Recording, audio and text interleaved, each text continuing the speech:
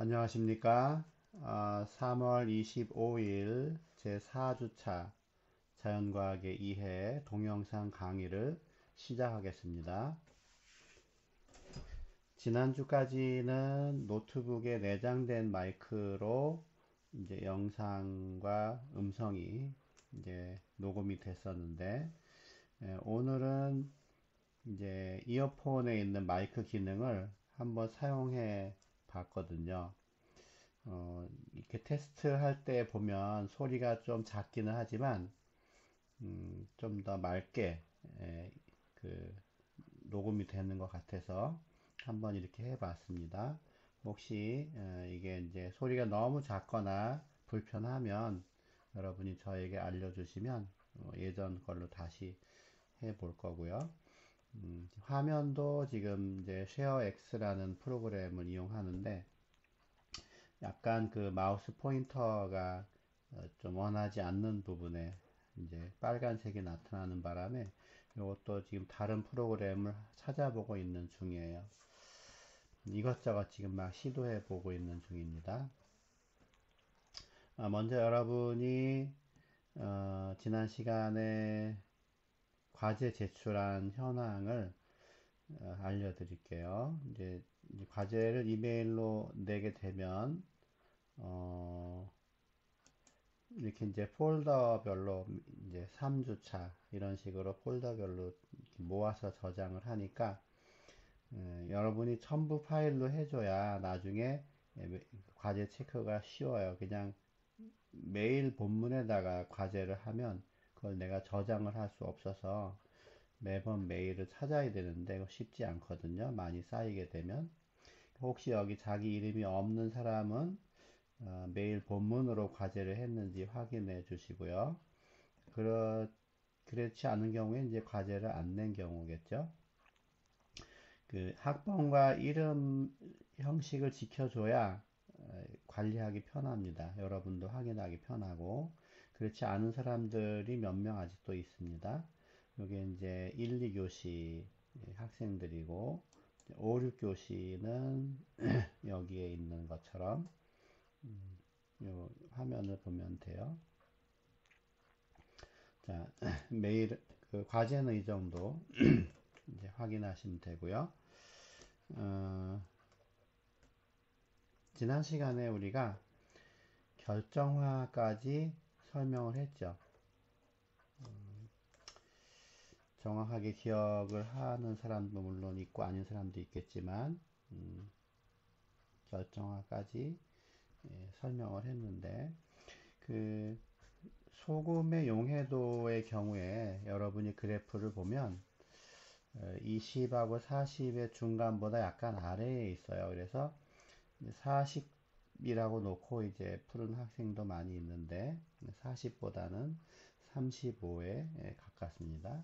어떤 학생은 또 이제 인터넷을 검색해서 0도일 때와 60도일 때 소금의 용해도를 직접 찾아서 그걸로 푸는 학생도 있습니다.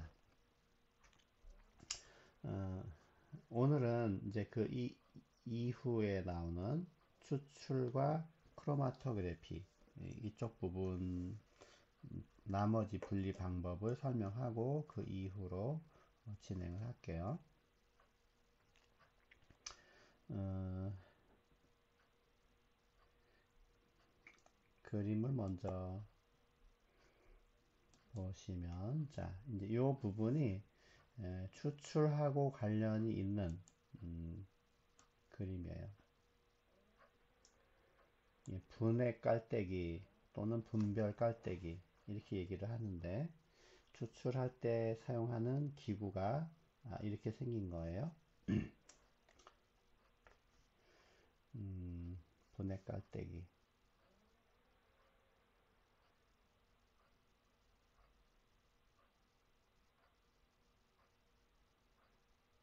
제일 처음에 이제 분리 방법 중에 거름이라는 게 있었는데 그거는 그냥 깔때기죠. 깔때기에다가 거름 종이를 올려놓은 건데 자 분해 깔때기는 깔때기이긴 하지만 이 아랫부분에 코크가 달려서 여기를 돌리면 액체가 내려올 수도 있고 차단될 수도 있고 뭐 그런 그 장치가 있고, 그 다음에 위에 또 뚜껑이 있어서 완벽하게 그 외부하고 이렇게 좀 차단할 수 있는, 막 용액을 흔들 수 있게 되어 있는 깔때기입니다. 두 가지 상황의 그림이 나와 있는데, 이 추출이라고 하는 것은 섞이지 않는 용매를 두 개를 이용을 해요. 그래서 이 그림을 보면 왼쪽에는 아래가 물이고, 그렇죠? 위에 노란색 부분이 오일이에요. 오일. 물에는 이온성 또는 극성인 물질들이 용질로 녹아 있고, 오일에는 이제 비극성이란 뜻이에요. 그 극성이라는 거는 그 분자 자체에 전하가 한쪽으로 양음 전하가 쏠려 있는 그런 걸 극성이라고 하는데, 극성은 물에 잘 녹고 비극성은 물에 녹지 않는다. 대신에 기름에 녹는다 하는 겁니다. 근데 여기 이제 기름이라고 되어 있으니까 물보다 가벼워서 떠 있는데, 비극성 중에 클로로포름이라는 밀도가 큰 액체도 있어요. 그런 경우에는 물보다 클로로포름이 이제 밑에 놓이게 되겠죠. 물이 위에 있고, 역시 물에는 이온성과 극성 용질이 녹게 되고, 클로로포름은 유기용매이기 때문에 비극성 그 물질이 이제 녹게 돼요. 아무래도 써가면서 하는 게 나을 것 같으니까.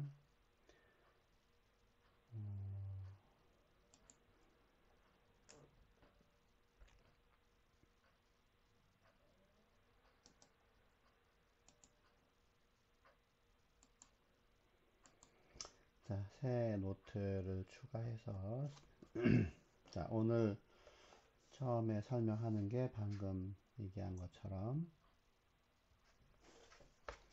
추출입니다. 추출.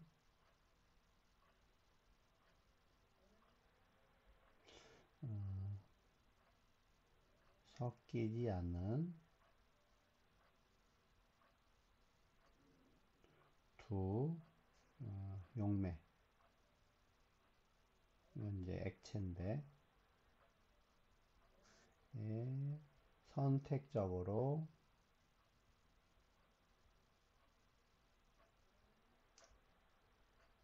용해되는 성질을 이용한다. 용해라는 게 물리적인 성질이니까. 예를 들어서 뭐 은행잎에서 어떤 약 성분,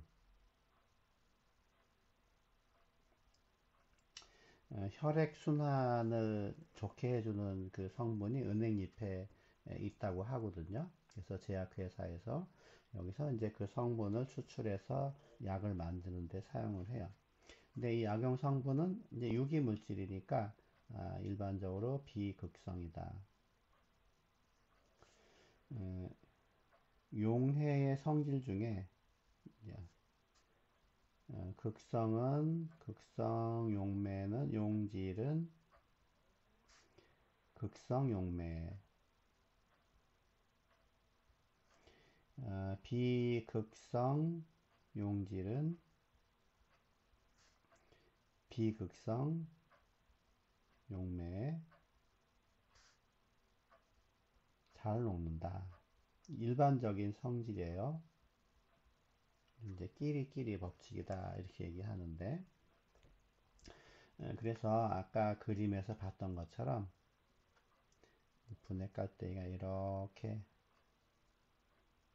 있다고 하면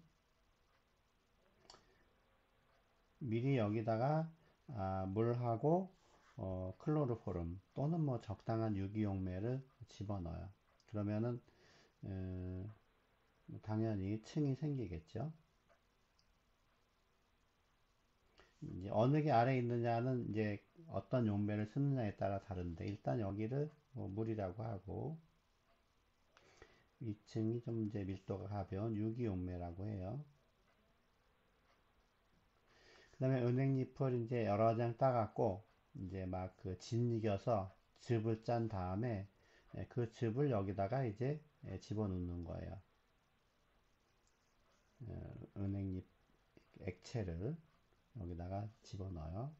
그리고 마개를 맞고 아주 격렬하게 막 흔들면 그 은행잎의 그 액체가 이제 여기 막 섞이겠죠. 층도 깨지게 되고 막 섞인 상태에서 가만히 놔두면 물과 유기용매는 어차피 섞이지 않기 때문에 다시 에, 층을 이렇게 형성하게 되는데 그때 이제 우리가 그 은행잎의 그 액체에는 물에 잘 녹는 성분도 있고 기름에 잘 녹는 성분도 있는데 특별히 약효가 있는 성분은 기름에 잘 녹는다 또는 유기용매에 잘 녹는다 생각을 하면 그 여러 가지의 그 성분들이 녹아있는 은행잎에서 물에 잘 녹는 거는 아래쪽으로 녹아 있고 그렇지 않고 이제 지용성들 유기용매에 잘 녹는 거는 위에 있겠죠. 그래서 밑에다가 이제 그 용기를 대고 코크를 조심스럽게 열어서 물층을 쭉 내려보내요. 그리고 이제 여기서 필요한 게 있으면 또 분리에 들어가면 되고 우리가 필요한 거는 이 유기용매에 녹아 있으니까 두 번째로 새로운 용기를 또 가지고 와서 유기용매의 층을 따라내고 그 액체에서 이제 증발시키는 거죠. 유기용매를 날려버리면 약용 성분이 그대로 남아있게 된다. 이렇게 섞이지 않는 두 용매에 선택적으로 녹는 어떤 용질의 혼합물들이 그런 것들을 이용해서 분리하는 것이 추출이다. 축출이 아니고 추출입니다. 추출.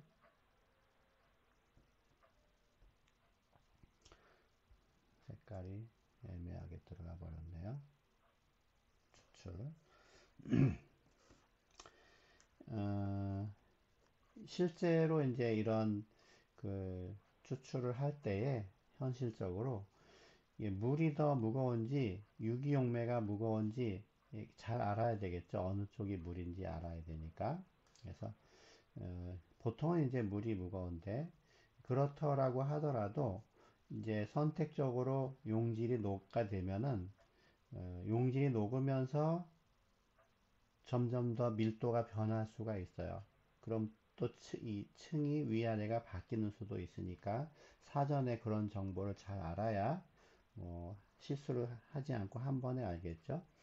그렇지 않아도 이제 따라내 보면 물과 유기용매는 휘발성이 다르기 때문에 이렇게 좀 감각으로 봐도 알 수 있기는 해요. 자, 추출은 이제 이 정도만 설명을 하고 그 다음에 나오는 마지막 분리 방법이 크로마토그래피.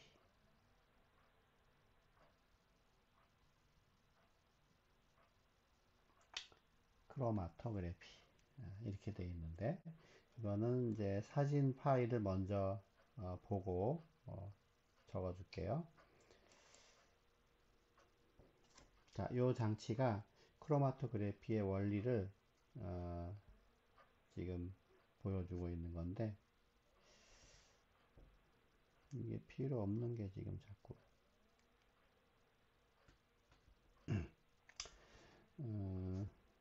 자 기다란 그 원기둥이 여기 이렇게 있죠. 컬럼 원기둥이 있고 역시 아래에 예, 조절하는 코크가 있어서 열었다 닫았다 하는 거고 이 원기둥 전체에 우리가 정지사항이라고 해서 고체를 채워 넣어요. 지금 이제 회색깔로 지금 보이고 있는데 여기까지 고체를 지금 가득 채워 놨습니다. 그리고 어떤 액체 혼합물이 준비되어 있으면 그 액체 혼합물이 지금 스포이드에 들어있죠. 그거를 여기다가 한 방울 정도 떨어뜨리고 그 위에 이제 용매를 일정한 속력으로 쭉 흘러내려갈 수 있게 붓는 거예요. 항상 일정한 양의 용매가 여기 들어있으면 되겠죠. 그러면 이제 이 용매가 이 컬럼에 있는 그 정지상들 사이를 이제 이동하면서 쭉 아래로 이제 내려올 텐데, 여기 지금 닫혀 있다가 열려 있는 그림이에요.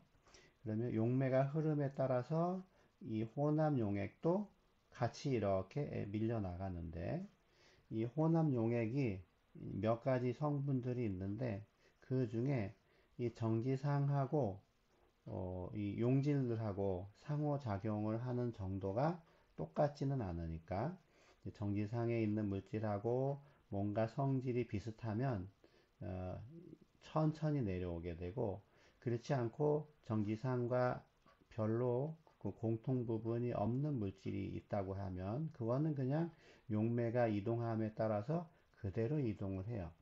여기는 연두색이 이제 정지상하고 별로 공통 부분이 없는 물질이고, 중간이 빨간색이고 파란색이 아무래도 정지상을 이루는 물질하고 공통 부분이 많이 있는 거예요. 같은 극성이라던가 비극성이라던가. 그래서 마지막에 이제 그 액체들이 내려올 때에 여러 가지 시험관을 나란히 준비해서 일정한 양만큼 계속해서 받아내는 건데, 초반에 받은 그 시험관에는 초록색 성분이 많이 들어있고, 그 다음에 중간쯤 받은 것은 빨간색 성분이 들어있고, 그쵸? 마지막쯤에 나오는 성분은 파란색 성분이 들어있게 되는 거예요. 그렇게 해서 이 크로마토그래피라고 하는 것은 정지상에 있는 물질과 혼합 물질에 있는 몇 가지 이제 여러 성분들 중에 상호작용에 따라서 마지막에 이렇게 배출되는 그 거기까지의 시간 차이가 있어서 분리가 되는 방법이다. 뭐 설명이 이제 이 그림으로 봐도 물론 이제 설명이 됐으면 좋은데, 예를 하나 들어줄게요. 크로마토그래피를 좀 더 이해할 수 있게 한번 설명을 나름대로 해볼게요. 이제 이 도로가 이렇게 큰 도로가 있고 학교가 있는데, 큰 도로가 이렇게 있다고 합시다. 그리고 학교는 아무래도 큰 도로에서 조금 골목을 들어가면 학교가 주로 있죠. 초등학교가 있어요, 여기. 이제 여기 횡단보도가 여기 당연히 있을 겁니다. 학교 앞이니까. 뭐 버스 정류장도 여기 있겠죠. 자, 이제 그 수업 시간이 끝나서 이제 1학년 그 어린아이들이 한 30여 명이 한꺼번에 몰려 나와요. 그래서 이제 이 한 몇십 미터 되는 이 골목을 지나서 나올 때쯤에 별일 없으면 그냥 출발한 순서대로 쭉 이렇게 나오겠지만, 이 학교 앞에는 아무래도 가게들이 나란히 줄지어 있을 겁니다. 근데 이 가게가 만약에 뭐 놀이 오락기구 같은 게 있거나 그냥 장난감 가게, 남자들이 좋아할 만한 그런 것들이 여기 줄비하게 놓여 있다고 하면, 남자, 여자, 어린아이들이 동시에 나왔지만 여자들은 뭐 별로 관심이 없으니까는 걸음 속도대로 가고, 남자들은 여기 기웃했다, 여기 기웃했다 하면서 아무래도 어, 이동하는 속도가 다르겠죠. 그래서 남녀가 같이 출발을 했지만 실제로 나올 때에는 여학생들이 먼저 나오고 뒤쪽에 남학생들이 조금 더 처져서 나오게 된다. 그러니까 나오는 순서대로 뭐 5명씩 이렇게 끊어서 이렇게 분류를 해보면 앞부분에는 여학생, 뒷부분에는 남학생 이런 식으로 분리가 되는 거예요. 그러니까 이때 이 가게들이 고정상의 역할을 하는 거죠. 만약에 여기 뭐 인형 가게 같은 게 많이 있었다. 그럼 반대로 남자들은 관심이 없으니까 빨리 나오고 여자들은 그냥 자꾸 구경을 하면서 나오니까는 늦게 나올 거예요. 그래서 이 고정상을 이루는 이 물질이 누구한테 더 친화력을 가지고 있느냐에 따라서 혼합물 중에 일찍 나오는 게 있고 늦게 나오는 게 있다. 이런 이제 비유를 들은 건데 에, 이런 경우는 뭐 상황에 따라서 이랬다 저랬다 할 수도 있겠지만 사람이 아니고 그냥 무생물인 물질의 경우에는 고정상을 적절하게 선택을 하고 용매의 흐름을 일정하게 유지하면 그 결과가 항상 재현성이 좋게 나와요. 이랬다 저랬다 하질 않고 예를 들어서 또 사진을 하나 보면 요 그림이 이제 크로마토그래피의 아주 정밀한 크로마토그래피의 그 실험 결과를 보여주고 있는 표예요. 뭐 그림이라고 할 수 있겠죠. 여기 이제 실험한 조건들이 이제 나오는 건데, 이거는 액체가 아니라 기체 이동상으로 기체를 쓴 거예요.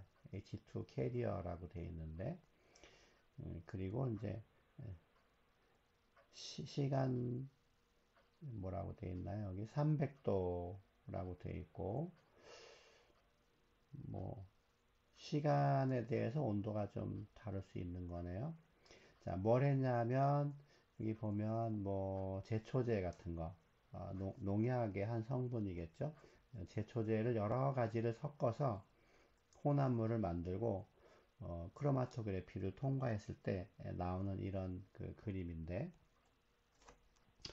역시 이것도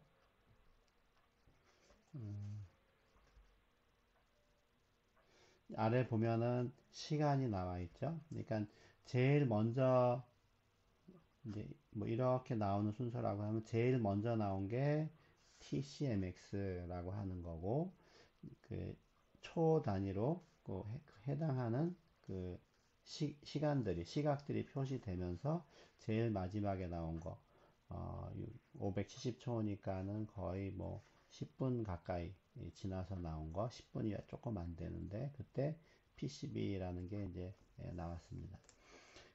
제초제나 뭐 제충제 이런 것들이니까 우리는 이제 별로 이름들을 알만한 게 별로 없어요. 뭐 DDT라고 하는 거 그 살충제로 좀 유명한 거긴 한데 요즘엔 잘 쓰지 않는 겁니다.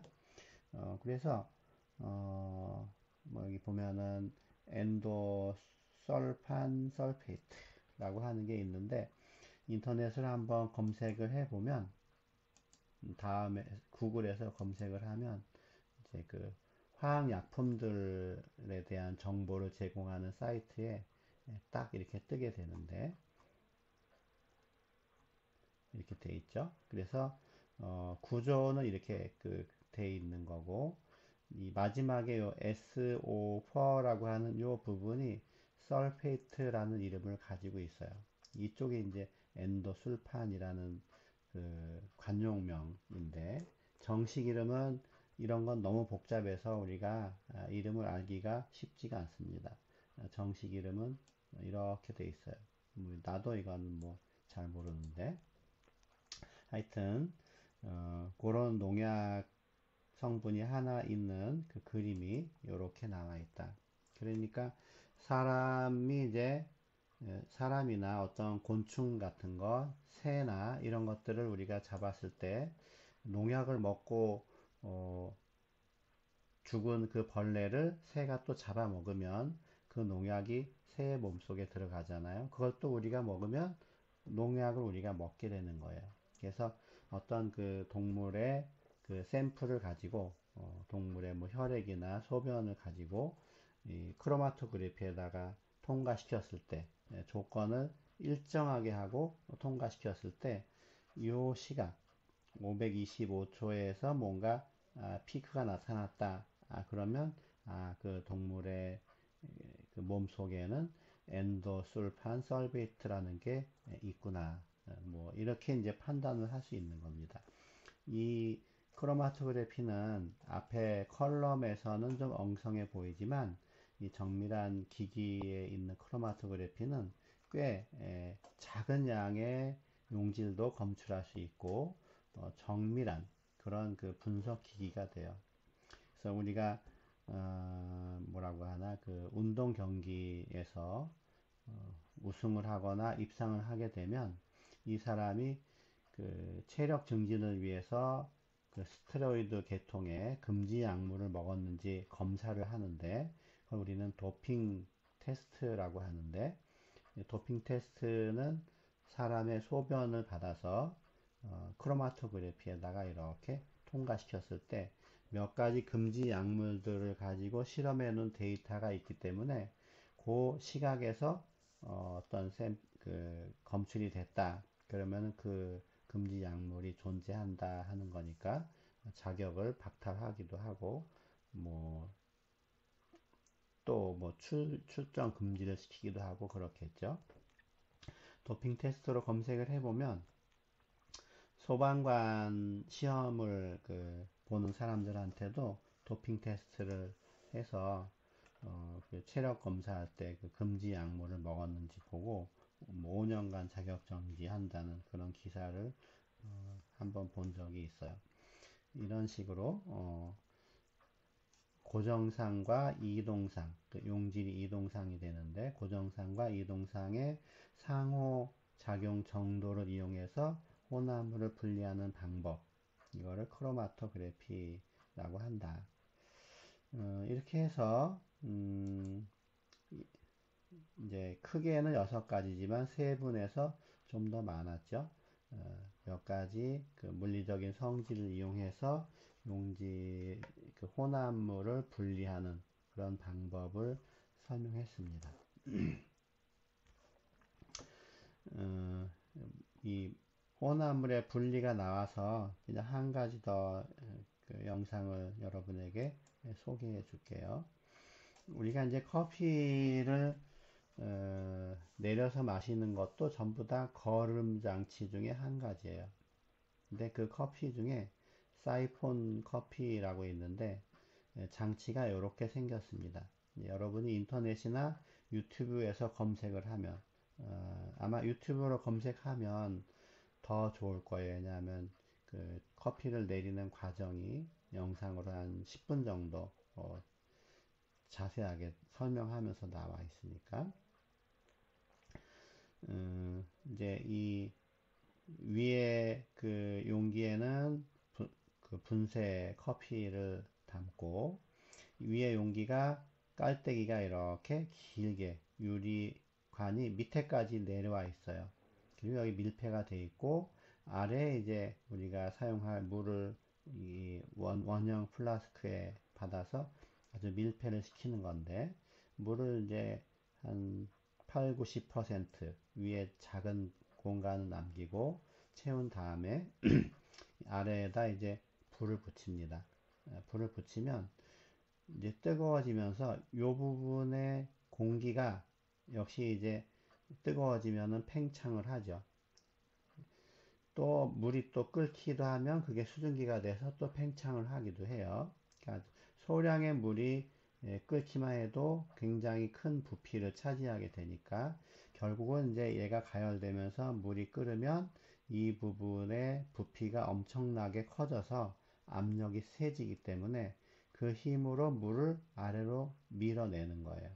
그러면 요 밀려서 여기 관을 통해서 위로 이렇게 올라가면 끓는 물이 여기에 이제 막 채워지는데 이게 관이 아래 바닥까지 있기 때문에 거의 모든 그 물이 다 올라올 때까지 다 올라갈 수가 있고 그때까지는 계속 이제 힘을 받아서 올라가는 겁니다. 그럼 여기 거의 끓는 물인데 그 유튜브를 보니까 한 94도 정도 온도가 된다 그래요. 그 뜨거운 물이 끓는 물이 여기 올라가면 막대로 한 20초 정도 잘 저어주고 다시 이제 이 불을 끄면 그 알코올 램프를 빼내면 이제 식으면서 이 부분이 또 부피가 줄어서 그대로 이렇게 내려오게 돼요. 지금은 이제 이게 시간이 많이 걸리는 거기 때문에 그냥 중간은 생략을 하고 끝부분에 지금 막 이게 끓잖아요. 지금 끓으면서 물이 여기 많이 이제 요 관을 타고 올라가는 그림을 여러분이 볼 수 있습니다. 소리는 일부러 껐습니다. 그래서 다 거의 다 올라왔다 생각이 되면 한 20초 정도 저어주고 알코올 램프를 제거를 하죠. 이렇게 제거를 하면 뭐 금방 이제 이쪽이 식으면서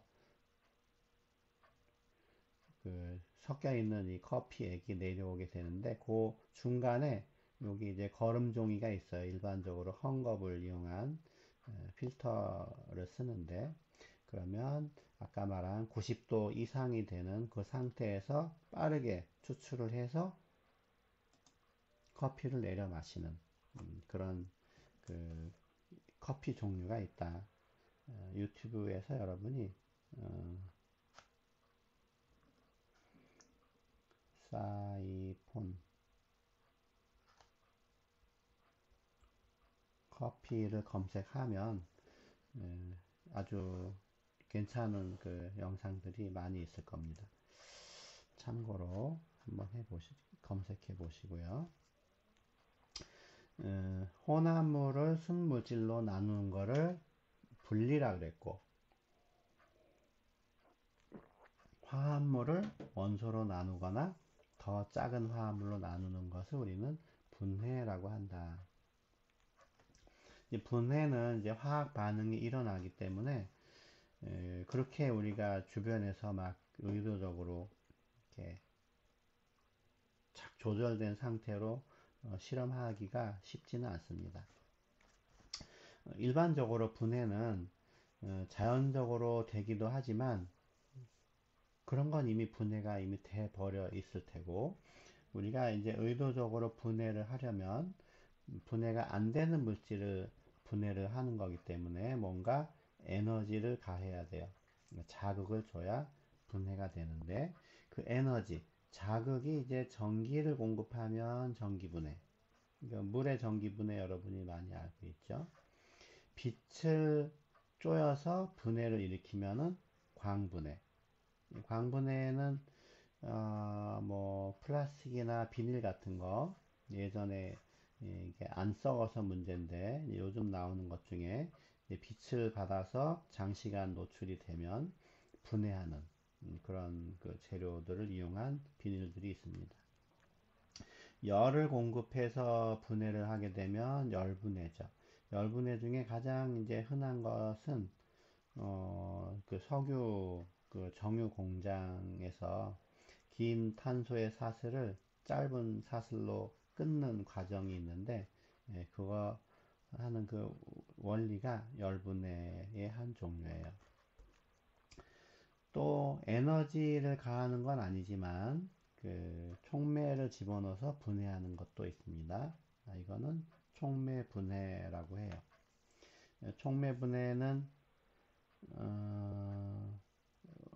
뭐가 있을까요? 우리가 상처 났을 때 과산화수소 그 수용액을 발라서 소독을 하게 되는데 그때 이제 과산화수소가 물과 산소로 분해하는 그런 반응인데 그냥 과산화수소 수만 있을 때는 분해가 잘 안 되는데 상처에 닿으면은 아주 격렬하게 분해를 하죠. 이 상처, 우리 혈액 속에 있는 어떤 성분이 촉매로 작용해서 반응을 촉진시키는 거예요. 뭐 그 정도만 이제 분해는 그냥 간단하게 설명을 하겠습니다. 그 다음에 이제 오늘 마지막 그 주제가 여기인데 밀도라고 하는 그 물리적인 성질 중에서 자주 쓰이는 것들이 몇 개 있었는데 그 중에 하나가 밀도죠. 밀도라는 거는 우리가 계산으로는 이렇게 해요. 어떤 물체의 질량을 측정하고 부피를 측정해서 질량을 부피로 나눈 것, 요 비를 밀도라고 한다. 우리가 분수로 표시되는 모든 값들은 분모의 그 양이 1일 때 분자가 얼마냐 하는 거예요. 그래서 어떤 그 뭐 돌멩이가 있다, 뭐 질량과 부피를 쟀다. 뭐 부피는 뭐 5 세제곱 센티미터고 질량은 뭐 20g이다. 그러면 결국은 얘는 이제 계산하면 4가 되겠죠. 단위는 그램 퍼 세제곱 센티미터. 이 4라는 게 무슨 의미냐? 부피가 1일 때 질량이 4다 하는 얘기예요. 항상 B로 분수로 표시되는 거는 분모가 1일 때 분자가 얼마냐 하는 값을 나타내는 겁니다. 물론 단위에 따라서 이제 값이 달라지기는 합니다. 그래서 이런 경우에는 분모가 1세제곱센티미터, 그러니까 부피가 1세제곱센티미터라면 그 돌멩이의 질량은 4g이다. 질량이나 부피는 크기 성질인데, 그쵸? 그거를 나누어서 표시한 밀도는 세기 성질이에요. 이 아래에는 이제 몇 가지 물질들 주변에서 볼 수 있는 것과 뭐 그렇지 않은 것들 해서 밀도를 그냥 참고로 표시해 놨는데 이 물이라는 게 이제 일반적으로 기준이 많이 되는데 물의 밀도가 그램 퍼 세제곱 센티미터로 했을 때 1이에요. 1. 물론 온도에 따라서 이제 물은 부피가 변하기 때문에 밀도도 변하지만 아주 뭐 소량 변하니까 그런 건 무시한다 그러면 물의 밀도는 1g per 세제곱 센티미터다. 4도에서 이제 1에 가깝고 그보다 온도가 낮아지거나 높아지면 작아진다. 에탄올이 0.79로 나와 있습니다. 에틸렌 글라이콜도 알코올의 한 종류인데 이제 부동액에 들어가는 건데 물하고 거의 비슷해요. 1하고 1.1이니까. 그래서 자동차의 부동액은 물하고 에탄올을 1대1로 섞어서 냉각수로 사용을 해요. 그래서 이제 엔진이 과열되는 거를 막는데 같이 섞어서 넣으면은 겨울철에 물이 어는 것도 방지한다. 그냥 물은 0도에서 얼지만 이걸 1대1로 섞으면 20도가 돼도 안 얼어요. 영하 20도가 돼도. 그 다음부터는 이제 고체들이 쭉 있게 되고 마지막에 식용유는 이제 직접 이제 학교에서 수업을 할 때 식용유와 관련된 실험이 있기 때문에 물음표로 남겨둔 건데 뭐 식용유는 보통 요 중간에 0.9 정도 돼요.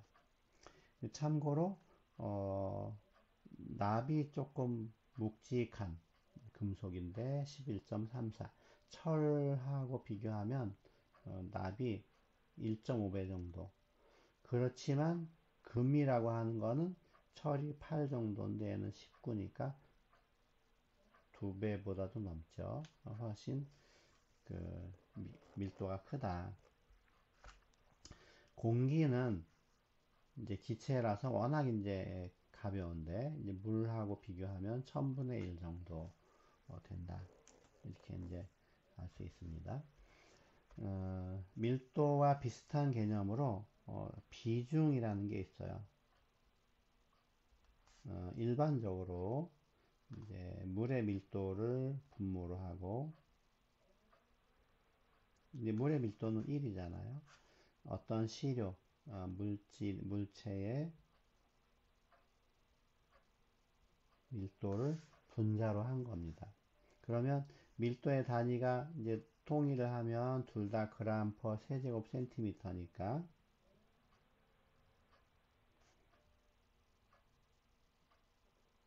위아래 똑같은 그 단위들이 있어서 얘네들은 약분이 되고, 비중이라는 거는 그냥 단위가 없이 숫자만 들어가게 되는데, 물의 밀도가 1이기 때문에 이 비중은 물체의 밀도하고 똑같아요. 그러니까 설탕의 비중이 얼마냐? 1.59 단위 없이. 설탕의 밀도는 얼마냐? 1.59 g per 세제곱센티미터. 이렇게 될 수 있겠죠.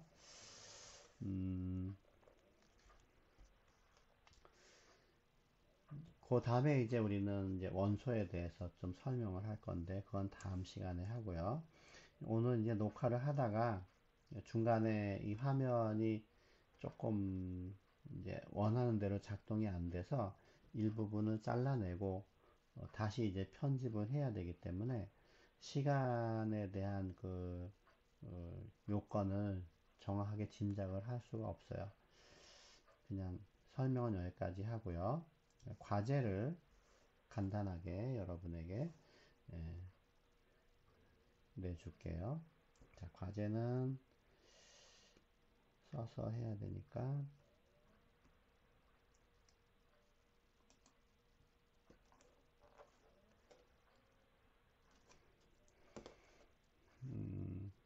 자, 오늘의 과제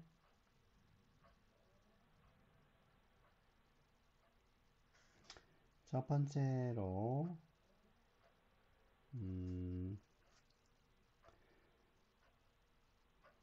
주변에서 주위에서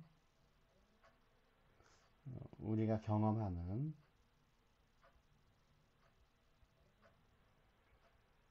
분리법 분리법에는 뭐가 있는지 두 가지 예를 한번 적어 봐라 하는 거예요. 파워포인트에는 이제 6가지의 분리법이 있으니까 그 중에 서로 다른 두 가지만 예를 들고 주변에서 어떤 상황이 그런 분리에 해당하나 적는 겁니다. 크로마토그래피는 주위에서 볼 수 있는 예는 별로 없을 거예요. 두 번째는 이제 간단한 계산인데 물의 밀도는 1.0 g per 세제곱 센티미터. 앞에 표에 의하면 에탄올의 밀도는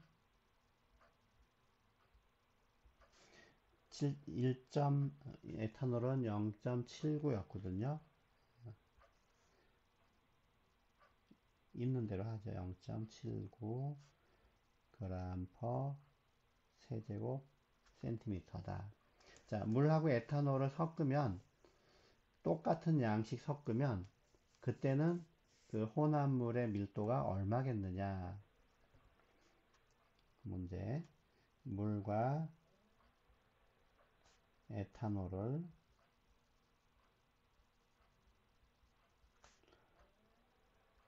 같은 양씩 혼합할 때 혼합물의 밀도는 얼마인가? 뭐 당연히 같은 양씩 섞었기 때문에 평균이 나와야 돼요. 평균 밀도, 평균 값이. 그런데 질문은 이제 여기서 생기는데 첫 번째로 같은 부피로 섞을 때, 두 번째는 같은 질량으로 섞을 때,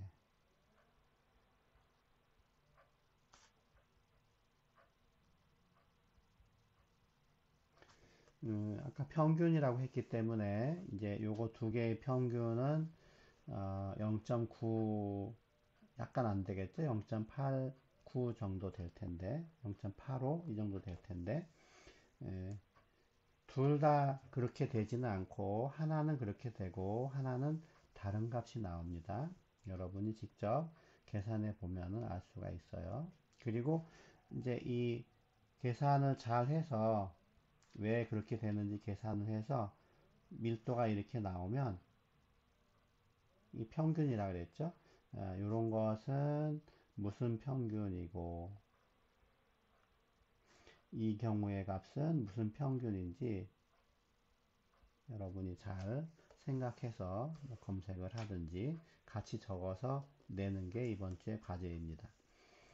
다시 얘기하면 1번은 주변에서 경험하는 분리법 두 가지를 예로 드는 거고 2번은 물의 밀도와 에탄올의 밀도가 이렇게 주어져 있다고 할 때 물과 에탄올을 같은 양씩 혼합하면 혼합물의 밀도는 얼마가 되는가? 첫 번째는 같은 부피로 섞을 때, 두 번째는 같은 질량으로 섞을 때. 이때 이제 좀 또 따지기 좋아하는 사람은 따질 텐데 가정이 있어요. 지금 부피나 질량이 크기 성질이다, 더해지는 성질이다 라는 걸 가정을 하는 거예요. 질량은 당연히 크기 성질인데 부피는 물하고 에탄올을 똑같이 100ml 아니면 100 세제곱센티미터를 섞으면 200이 딱 되느냐? 뭐 그럴 수도 있고 200이 안 될 수도 있고 하거든요. 여기서 된다고 가정하고 문제를 푸는 거예요. 그래야 계산을 할 수 있으니까.